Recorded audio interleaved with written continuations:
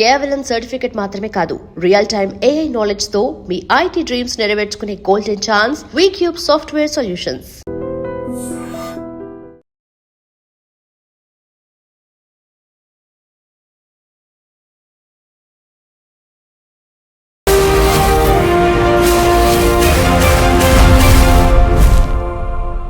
నమస్తే, welcome to iDream social spotlight with Kavitha. Strait of Hormuz జలసంధి అనేది ఫిబ్రవరి 28 తర్వాత ఇప్పటిదాకా క్లోజ్ గానే ఉంది. 1-2 రోజులు ఓపెన్ చేసినప్పటికీ జరుగుతున్నటువంటి దాడులు, యుద్ధం వల్ల అది క్లోజ్ అయిపోయింది. ప్రపంచవ్యాప్తంగా 20% వాణిజ్య నౌకల రవాణా అనేది దాని నుంచి జరగాలి, వాటికి అక్కడ డిస్టర్బెన్స్ ఏర్పడింది. ఇప్పుడు సరికొత్తగా హౌతీలు రెడ్ సీలో ఉన్నటువంటి బాబ్ ఎల్ మండేబ్ ను కూడా క్లోజ్ చేస్తామని అనౌన్స్ చేశారు. అంటే మరో 12% మీద ఎఫెక్ట్ అనేది పడబోతోంది. నిజంగా ఈ యుద్ధం ఎఫెక్ట్ ఇంతలా పడుతున్నప్పుడు ఈ అంతర్జాతీయ సముద్ర జలాల మీద ఆధిపత్యం అనేది ఎవరికి ఉంటుంది? యునైటెడ్ నేషన్స్ ఏం చేస్తోంది? ఎవరి దగ్గరైతే ఈ సరిహద్దులు ఉన్నాయో, ఎవరి దగ్గరైతే జలసంధులు ఉన్నాయో వారిదే ఆధిపత్యంగా ఉంటుందా? మిగతా దేశాలు ఏం చేయలేవా? మనతో పాటుగా ఉన్నారు జియో పొలిటికల్ ఎక్స్పర్ట్ గిరిధర్ మామిడి గారు. నమస్కారం అండి గిరిధర్ గారు, ఎలా ఉన్నారు? నమస్తే అమ్మా. నమస్తే. మీకు మీ ప్రేక్షకులందరికీ నమస్కారాలమ్మా. నేను బాగానే ఉన్నాను. Thank you. సో మనం హర్మూజ్ జలసంధి ఎప్పుడు ఓపెన్ అవుతుంది అనే దాన్ని బేస్ చేసుకుంటే మనకు ప్రపంచానికి అంతా ఎంత గొప్ప రిలీఫ్ వస్తుంది అని మనం భావిస్తున్నటువంటి తరుణంలో సడన్ గా రెడ్ సీ హౌతీలు కూడా ఇమ్మీడియట్ గా రంగంలోకి వచ్చేసారు. బాబెల్ మండేబ్ ని మేము క్లోజ్ చేస్తాము అని చెప్తున్నారు. యాక్చువల్ గా ఈ జలసంధులు ఏంటి, వాటి మధ్యలో ఉన్నటువంటి గొడవలు ఏంటి, ఎవరికి ఆధిపత్యం ఉంటుంది, ఇతర దేశాల మీద ఎందుకని ఇంత ప్రభావం చూపిస్తోంది?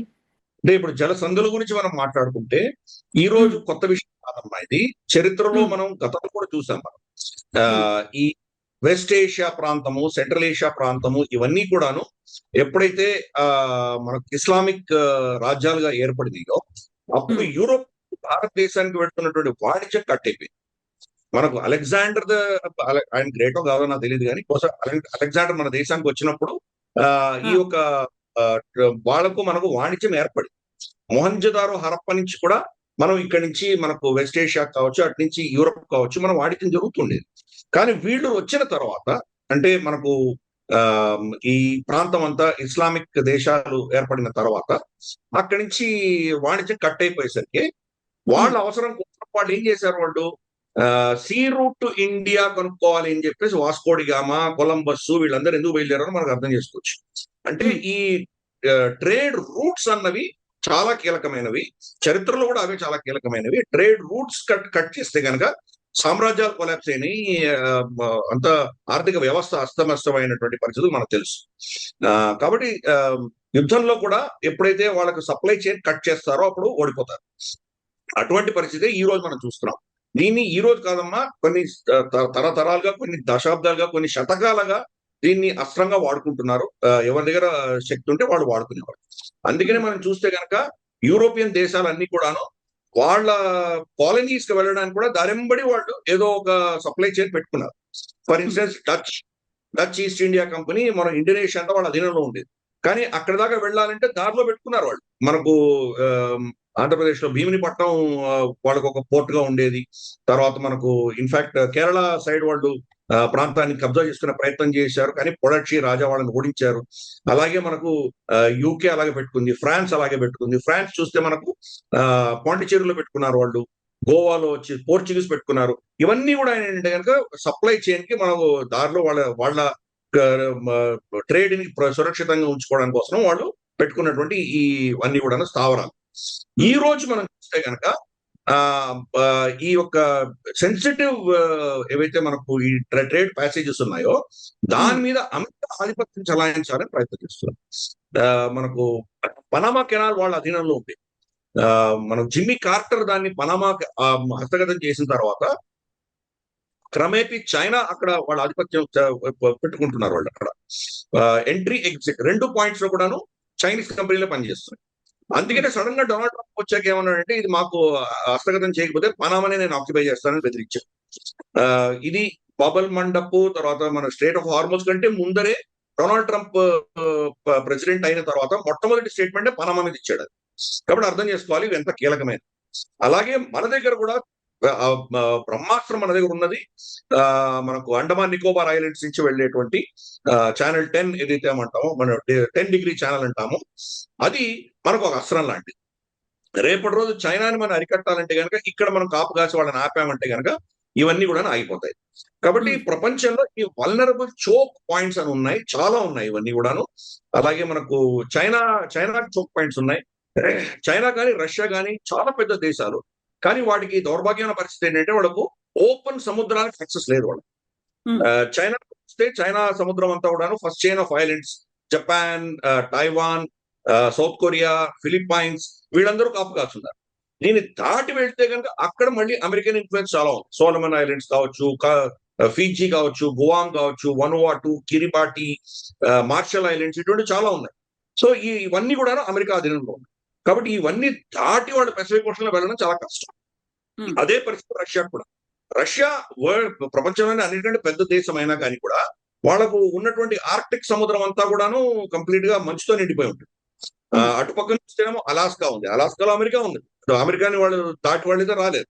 ఇటు పోని యూరోప్ నుంచి వద్దామంటే కనుక పైనుంచి వాళ్ళకు బాల్టిక్ సముద్రం నుంచి తిరిగి రావాలంటే అక్కడ బాల్టిక్ దేశాలు కూర్చున్నాయి, నేటో దేశాలు కూర్చున్నాయి, అక్కడి నుంచి రావడం చాలా కష్టం. కాబట్టి ఈ చోక్ పాయింట్స్ అన్నవి ప్రపంచంలో దాన్ని అస్త్రంగా చాలా దేశాలు వాడుకుంటున్నాయి.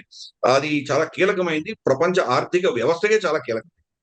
అమెరికా దీన్ని వార్ ఆఫ్ చాయిస్ అని అందరూ పిలుస్తారు. అసలు వాళ్ళకు ఇరాన్ ఎటువంటి విభేదాలు లేవు, ఎటువంటి సమస్య లేదు. అదే పనిగా కయానికి కాల్ రూబి మనకు అమెరికాను ఇజ్రాయెల్ ఇద్దరు కలిసి ఇరాన్ మీద దాడి చేయడం అన్నది మనం చూసాం. అది దానివల్ల ఇంకా వాళ్ళకు ఉన్నటువంటి ఏకైక అస్త్రం ఈ స్ట్రెయిట్ ఆఫ్ హార్మోస్, దాన్ని వాళ్ళు కబ్జా చేసుకున్నారు. అక్కడి నుంచి ఏం వెళ్ళడానికి వీల్లేదని వాళ్ళు ఎప్పుడైతే శాసించారో, డొనాల్డ్ ట్రంప్ ఎంత కష్టపడుతున్నాడో, రోజు ఇప్పటికి 10-11 రోజుల నుంచి బొంబార్డ్మెంట్ జరుగుతోంది, అయినా కానీ కూడా స్ట్రెయిట్ ఆఫ్ హార్మోస్ లోపల చేయలేకపోతున్నాడు. ఒక సూపర్ పవర్ అయ్యుండి కూడా అమెరికా స్ట్రెయిట్ ఆఫ్ హార్మోస్ ఏం చేయలేకపోతుంది. వాళ్ళు ఇరాన్ ఏం చేస్తుందంటే క్యాలిబ్రేట్ చేస్తారు. వాళ్ళ దగ్గర ఉన్న శక్తి అంతా మొదటి రోజు యూజ్ చేయట్లేదు, క్రమేపీ దాన్ని పెంచుకుంటూ పెడుతున్నారు. ఇంతలోపల ఏమైందంటే మనకు హౌతీలు ఎవరైతే ఉన్నారో వాళ్ళు కూడా షియాలు. హౌతీలు అన్నది మనకు ఇరాన్ యొక్క ప్రాక్సీ, మనకు తెలిసిన విషయం. హౌతీలు ఇరాన్ ప్రాక్సీ, అలాగే మనకు హెజ్బుల్లా ఇరాన్ ప్రాక్సీ, వీళ్ళిద్దరు కూడా షియాలు. హమాస్ కూడా ఇరాన్ సమర్థనతో నడుస్తుంది, కానీ వాళ్ళు సున్నీలు అయినా కానీ కూడా వాళ్ళని ఇరాన్ సమర్థిస్తుంది వాళ్ళు. సో వీళ్ళు ఏం చేశారంటే ఆ ఖమెనై అంత్యక్రియలకు వీళ్ళు ఒక ఫ్లైట్ తీసుకొని సానా ఇంటర్నేషనల్ ఎయిర్పోర్ట్ నుంచి వాళ్ళు వెళ్ళారు. 300 మంది ఇక్కడి నుంచి హౌతీలు వెళ్ళారు ఎక్కడికి మనకు తెహరాన్కి వెళ్ళారు. తెహరాన్కి వెళ్ళి ఆయన సంతాపం అంతా అయిపోయిన తర్వాత మళ్ళీ తిరిగి వస్తుంటే సానా ఇంటర్నేషనల్ ఎయిర్పోర్ట్ మీద సౌదీ అరేబియా దాడి చేసింది. సానా ఇంటర్నేషనల్ ఎయిర్పోర్ట్ హౌతీల అధీనంలో. అక్కడ దాడి చేసేసరికి వాళ్ళు దాన్ని ఎమర్జెన్సీగా దాని ఫ్లైట్ ని వేరే ఎయిర్పోర్ట్ లో ల్యాండ్ చేయవలసి వచ్చింది వాళ్ళకి. సౌదీ అరేబియా వచ్చేసి సానా ఇంటర్నేషనల్ ఎయిర్పోర్ట్ మీద ఏ ఫ్లైట్ రావడానికి వీల్లేదు అని ఎయిర్ ఎంబార్గో ఇంపోజ్ చేశారు. దానికి ప్రతీకారంగా వీళ్ళు ఆభా ఇంటర్నేషనల్ ఎయిర్పోర్ట్, సౌదీ అరేబియాలో ఉన్నటువంటి ఎయిర్పోర్ట్ ని ధ్వంసం చేశారు హౌతీలు. తర్వాత దీన్ని ఎస్కలేట్ చేస్తూ, మీరు సానా ఇంటర్నేషనల్ ఎయిర్పోర్ట్ మీద ఉన్నటువంటి ఈ యొక్క ఏదైతే మీరు దాని మీద ఆంక్షలు పెట్టారో, నో ఫ్లై జోన్ పెట్టారో, దాన్ని మీరు ఎత్తేయకపోతే మీ షిప్లన్నీ మేము ఇక్కడ ఆపేస్తామని చెప్పి ఎదురుస్తున్నారు. కానీ దాంట్లో క్యాలిబ్రేటెడ్ చెప్పారు, ఏమంటే సౌదీ షిప్లు మాత్రమే మేము పర్మిషన్ ఇవ్వమని చెప్తున్నారు. అంటే మిగతా షిప్లు వెళ్ళొచ్చు. ఫర్ ఇన్స్టెన్స్ మనకు రష్యా షిప్లు కానీ, యూరోప్ షిప్లు కానీ, ఇతరత్ర ఏమేమి ఉన్నాయో అవన్నీ వెళ్ళొచ్చు. అలాగే భారతదేశం షిప్లు కానీ ఇవన్నీ ట్రాన్సిట్ చేయొచ్చు. కానీ సౌదీ అరేబియా నుంచి వచ్చే షిప్లు మాత్రం మేము ఇక్కడి నుంచి పోనివ్వము అని చెప్పి చెప్తున్నారు వాళ్ళు.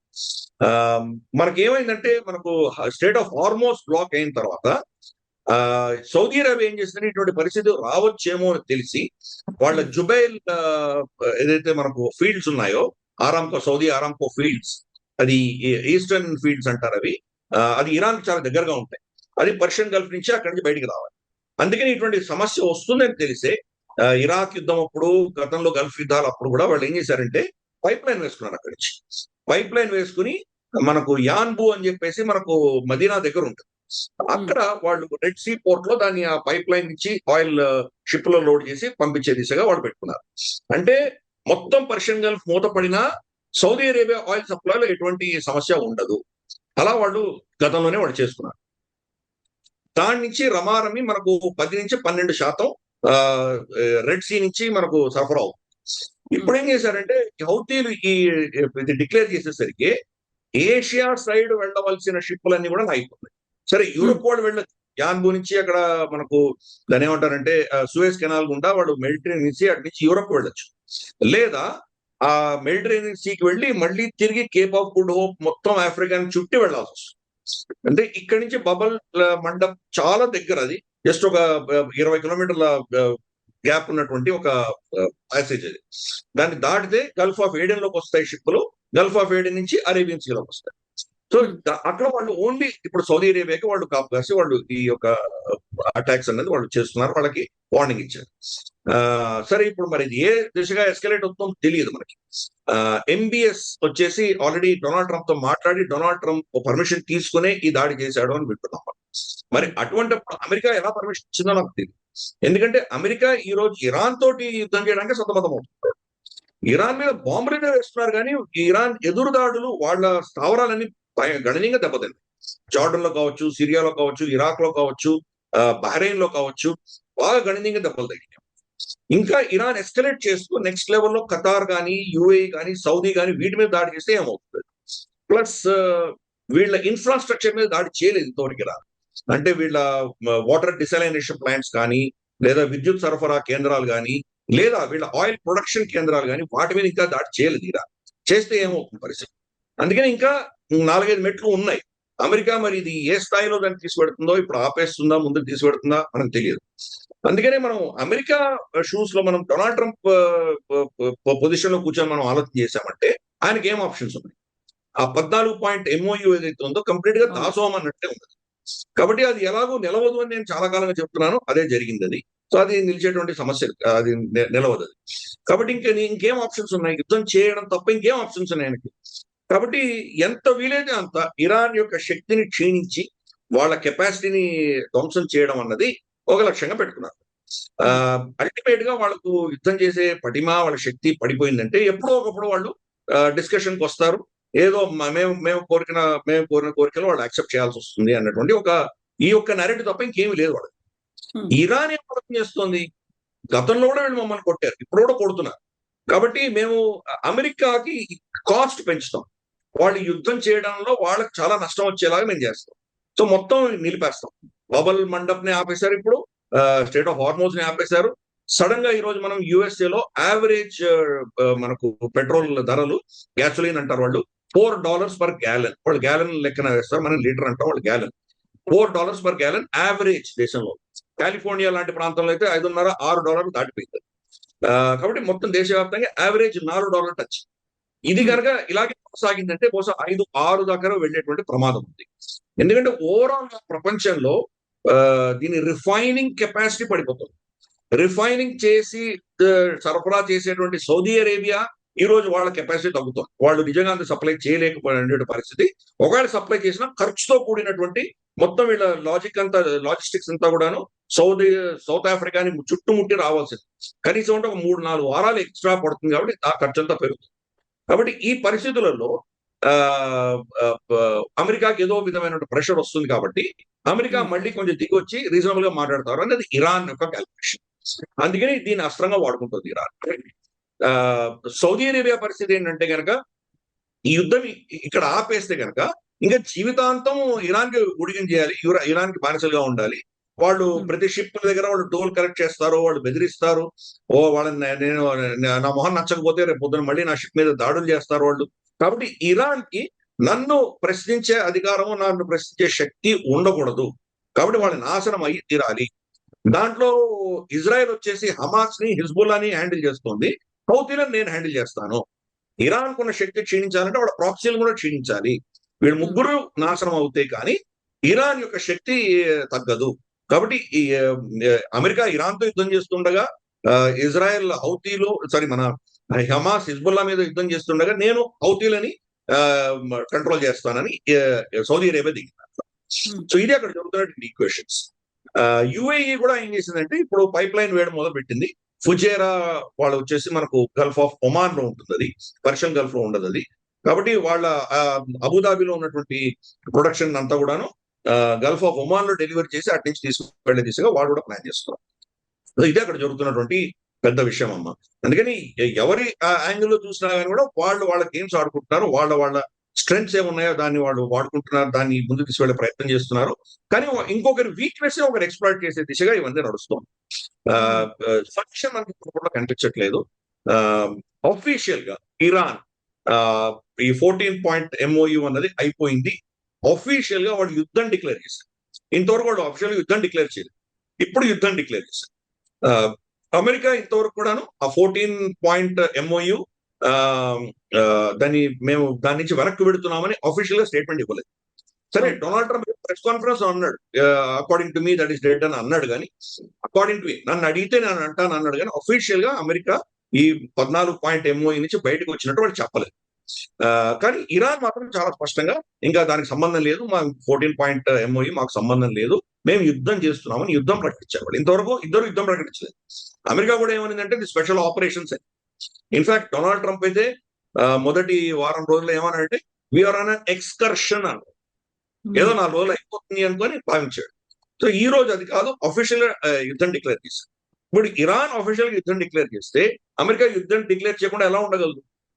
అమెరికా కనుక యుద్ధం డిక్లేర్ చేస్తే వాళ్ళ కాంగ్రెస్ కి వెళ్ళి పర్మిషన్ తెచ్చుకోవాలి. వాళ్ళ కాంగ్రెస్ కి వెళితే కనుక అక్కడ పరిస్థితి ఏంటో మనకు తెలియదు. ఈవెన్ రిపబ్లికన్స్ కూడా ఈ రోజు డొనాల్డ్ ట్రంప్ సమర్థిస్తారా లేదా అనేది పెద్ద ప్రశ్న. సో ఇవన్నీ కూడాను ఇరాన్ యొక్క స్ట్రాటజీలో అమెరికాని ఇబ్బంది పెట్టే దిశగా వాళ్ళు చేస్తున్నారు. సరే, నేను ఈ విశ్లేషణ చేసినప్పుడంతా కూడాను చాలా మంది ప్రేక్షకులు ఏమంటారంటే ఇరాన్ పక్షపాతంతో మాట్లాడుతున్నాడు ఈయన, అసలు ఇరాన్ చాలా నష్టపోయింది అని నన్ను చాలా మంది కామెంట్ కూడా చేశారు గతంలో. నాకు ఇరాన్ అంటే ప్రేమ లేదు, నాకు అమెరికా అంటే ప్రేమ లేదు, నాకు నా దేశమే ప్రేమ, నా దేశం అంటేనే ఇంపార్టెంట్ నాకు. కాబట్టి అక్కడ జరుగుతున్నది విశ్లేషణ మాత్రమే చేస్తున్నాను. ఇరాన్ బాగా గణనీయంగా దెబ్బతింది, కరెక్ట్. కానీ వాళ్ళు దెబ్బలు తగిలించుకొని తట్టుకునేటువంటి ఒక నైజం బిల్డప్ చేసుకున్నారు. వాళ్ళు షహాదత్ అన్నది వాళ్ళ నరనరాల్లో ఉన్నది. ఎందుకంటే షియాలు వాళ్ళకి తెలుసు, కర్బలా మైదాన్లో ఇమాం హుసేన్ చనిపోయారు, వాళ్ళని చంపేశారు అన్నది వాళ్ళకు ప్రతి మొహర్రం అప్పుడు కూడా ఎలా వాళ్ళు రక్తం కార్చుకుంటూ వాళ్ళు అవన్నీ కూడా ర్యాలీలు చేస్తారో మనకు తెలిసిన విషయం. కాబట్టి షహాదత్ అన్నది వాళ్ళ మొత్తం సంస్కృతిలోనూ ఉంది.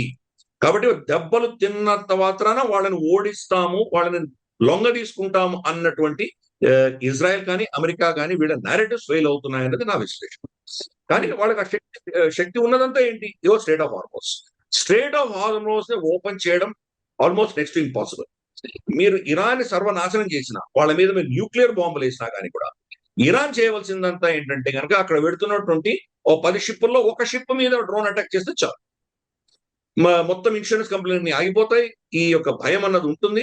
కాబట్టి ఇరాన్ కి పెద్ద ఖర్చు పెట్టక్కర్లేదు స్ట్రేట్ ఆఫ్ హార్మోస్ ని వాళ్ళ అధీనంలో పెట్టుకోవడానికి.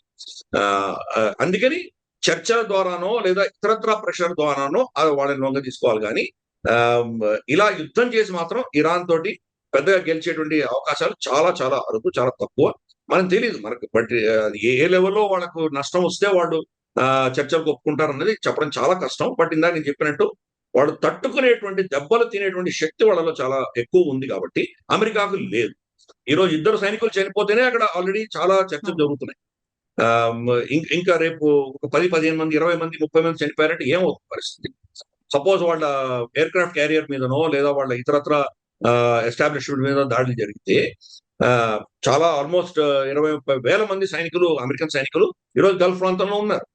అక్కడ మేజర్ అటాక్ ఏదైనా జరిగి వాళ్ళు కనుక చనిపోతే కనుక ఇన్ఫాక్ట్ వాళ్ళ రెడార్స్ కానీ వాళ్ళ ఇన్స్టలేషన్స్ కానీ కంప్లీట్ గా ఎయిర్ డిఫెన్స్ పెట్టుకొని అంత స్ట్రిక్ట్ గా ఉన్నటువంటి ప్రాంతాలే ఈరోజు దెబ్బతిన్నప్పుడు వాళ్ళ సైనికులు ఉన్నటువంటి హోటల్ మీదనో అక్కడ ఉన్నటువంటి స్థావరం మీదనో పడి 20-30 మంది చనిపోతే ఏమో నిజంగా ఆ లాస్ ని తట్టుకునే శక్తి అమెరికాలో ఉందా?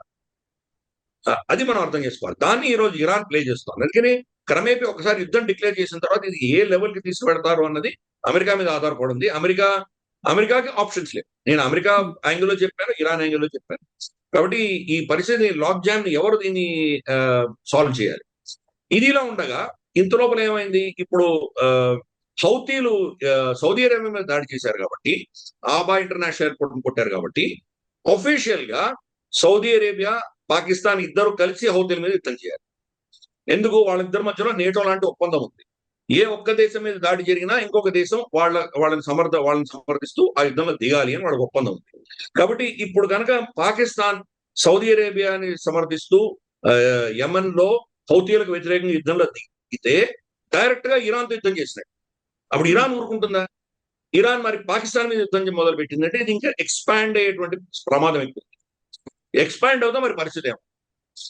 అప్పుడు ఇరాన్ పాకిస్తాన్ మధ్యలో యుద్ధం అటు వస్తే కనుక అది థియేటర్ ఇంకా పెద్దగా అయ్యేటువంటి ప్రమాదం.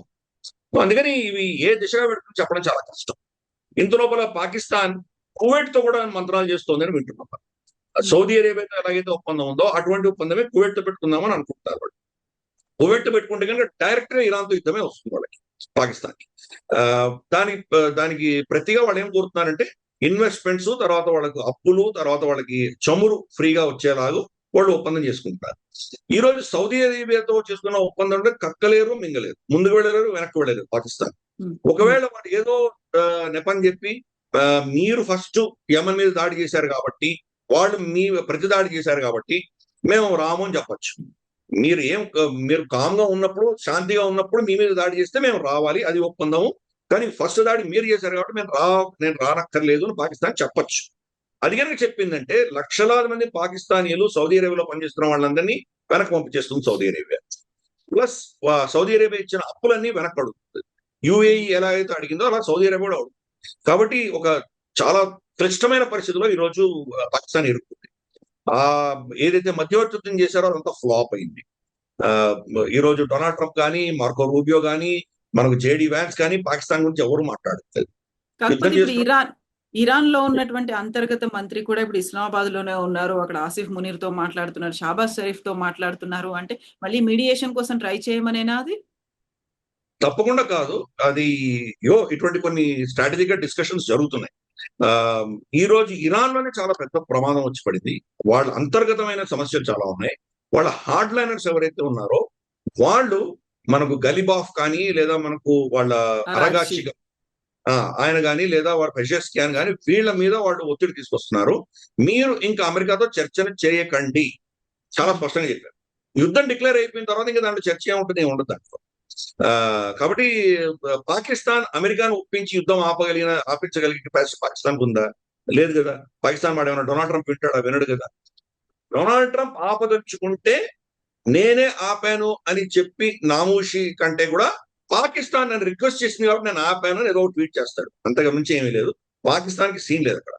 కాబట్టి వాడు వెళుతున్నారు. వాడు ఒమాన్ కూడా వెళ్ళొచ్చాడు, అరగాచి ఒమాన్ కూడా వెళ్ళొచ్చాడు.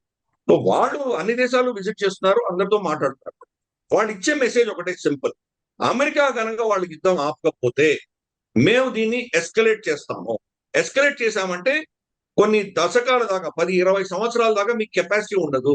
ఒక్కోసారి ఆయిల్ ఫీల్డ్స్ ని ధ్వంసం చేస్తే కనుక ఆ మంటలు ఏమిటనే దాన్ని చల్లార్చడానికి కొన్ని సంవత్సరాలు పడుతుంది. మళ్ళీ ఆ కెపాసిటీ తీసుకురావడానికి చాలా సమయం పడుతుంది. కాబట్టి అటువంటి జరగచ్చు. డీసాలినేషన్ ప్లాంట్ కొట్టారంటే కొడితే కనుక వాడు ఏమవుతుంది, మళ్ళీ మొత్తం జనరేషన్ పవర్ ట్రాన్స్మిషన్ లైన్స్ అన్ని కొడితే కనుక దాన్ని రెస్టోర్ చేయడానికి ఎన్ని సంవత్సరాలు పడుతుంది. కాబట్టి ఆ స్థితికి తెచ్చుకోకండి అని అందరికి వార్నింగ్ ఇస్తోంది ఇరాన్. వాళ్ళు క్యాలిబ్రేటెడ్ గా దాన్ని ఎస్కలేట్ చేస్తున్నారు. అమెరికా ఇందాక అన్నట్టు వాడు ఏదో ప్రాంతాల్లో బాంబులు వేసి మేము అది చేసాం ఇది చేసామని వాళ్ళ ఓన్ కాన్స్టిట్యూన్సీ చెప్పుకునే ప్రయత్నం వాళ్ళు చేస్తున్నారు. కానీ వాళ్ళ నష్టాలు కప్పిపుచ్చే దిశగా వాళ్ళు అన్ని ఇన్ఫర్మేషన్ ని సెన్సర్ చేస్తున్నారు. ప్రస్తుతానికి 4 చనిపోయారు. 2 మొదటి రోజు చనిపోయినట్టు చెప్పారు, 3వ సైనికుడు మిస్సింగ్ అని చెప్పారు వాళ్ళు. అతను కూడా చనిపోయినట్టు ఈ రోజు మనకు ఇన్ఫర్మేషన్ వచ్చింది.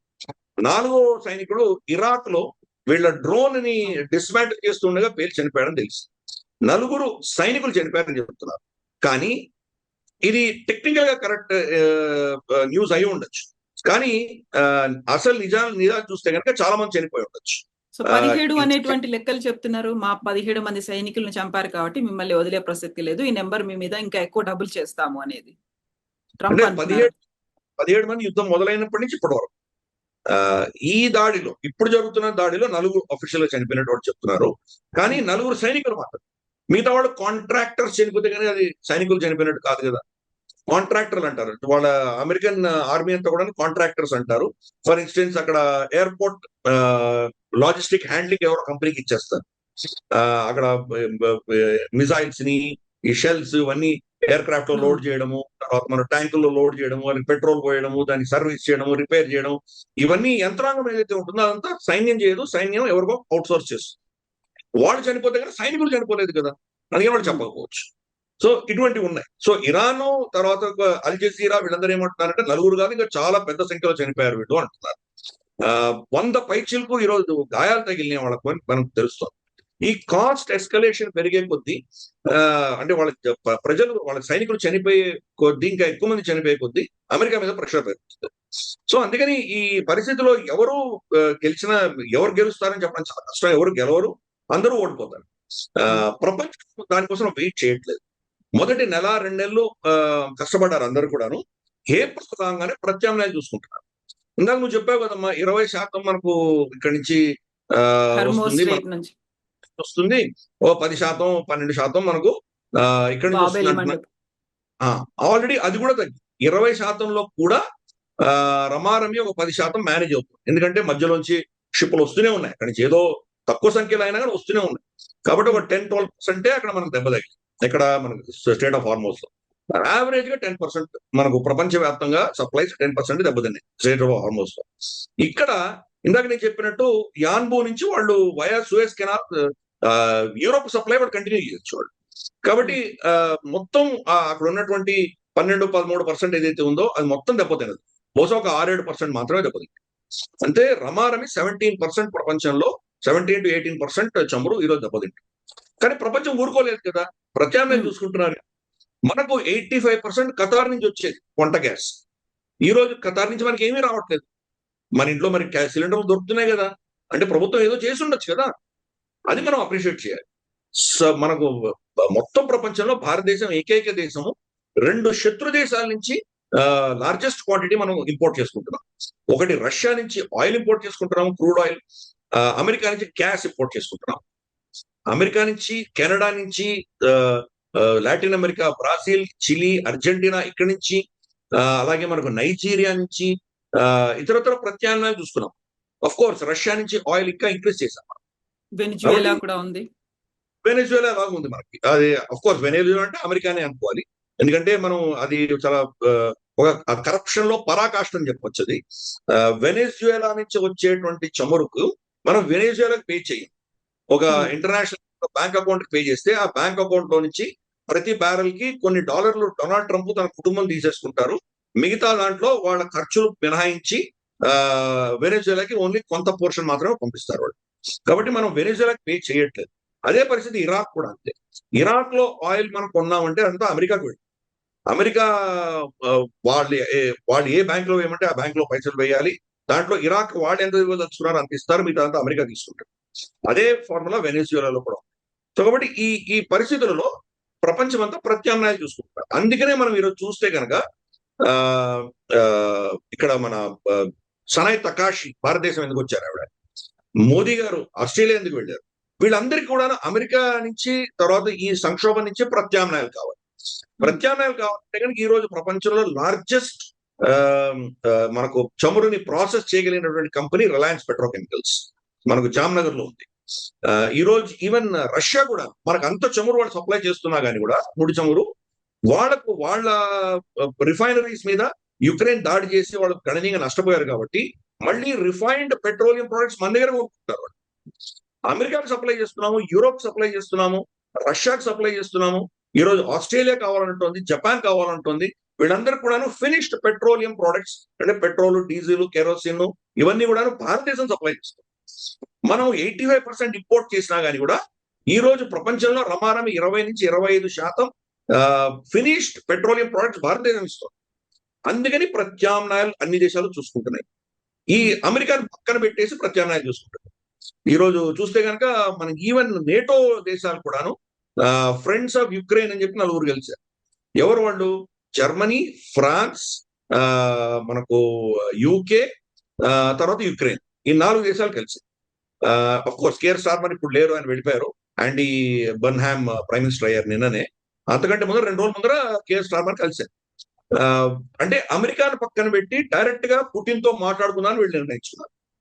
సో అందుకని క్రమేపీ అమెరికా చేస్తున్నటువంటి ఈ పిచ్చి చర్యల వల్ల ఈ గల్ఫ్ ప్రాంతంలో అమెరికాని ఐసోలేట్ చేసి అందరూ కూడా ప్రత్యామ్నాయాలు చూసుకుంటారు. బెంజమిన్ నెతన్యాహుని ఐసోలేట్ చేసేస్తున్నారు. బెంజమిన్ నెతన్యాహు వ్యతిరేకంగా విపరీతమైనటువంటి వారెంట్స్ ఉన్నాయి. యూరోప్ అందరూ అతని వ్యతిరేకంగా ఉన్నారు. మనకు అక్కడి నుంచి స్టేట్ ఆఫ్ జిబ్రాల్టర్ నుంచి వచ్చే షిప్పులు, మనకు ఇజ్రాయెల్కి వెళ్ళవలసిన షిప్పులన్నీ కూడాను స్పెయిన్ దాన్ని అరెస్ట్ చేస్తుంది. వాటిని వాళ్ళ అధీనంలో తీసుకుంటారు. వీళ్ళ ఎయిర్ క్రాఫ్ట్స్ ఏవి కూడాను ఇజ్రాయెల్ ఎయిర్ క్రాఫ్ట్స్ అటు స్పెయిన్, ఐబీరియన్ పెనిన్సులా మీద వెళ్ళడానికి వీల్లేదు. ఇటువంటి ఆంక్షలన్నీ విధిస్తున్నారు. ఓవరాల్ గా మనం ప్రపంచంలో సమీకరణలు మారుతున్నాయి, సప్లై చైన్స్ మారుతున్నాయి. ప్రపంచం ఎవరి కోసమో ఆగదు. ఈ సంక్షోభం కొంతకాలం ఉంటుంది, తర్వాత ప్రత్యామ్నాయాలు ఉంటాయి. అలాగే మనం స్ట్రేట్ మనకు 10 డిగ్రీ ఛానల్లో కూడా మనం చైనాకు దెబ్బ కొట్టి మనం కనుక ఆపగలిగితే కొంత నష్టం ఉంటుంది చైనాకు తప్పకుండా. కానీ చైనా అయితే ఊరుకోదు కదా, ప్రత్యామ్నాయాలు చూసుకుంటారు వాళ్ళు. కాబట్టి ఏదైనా కానీ కూడాను అస్త్రం అనేది కొంతకాలం వరకే మనం వాడచ్చు. దాన్ని ఒక స్ట్రెచ్, ఒక లిమిట్ దాటి మనం లాగామంటే కనుక తెగిపోతుంది. ఎస్ అండి. Thank you so much Giridhar గారు. థ్యాంక్ యూ అండి.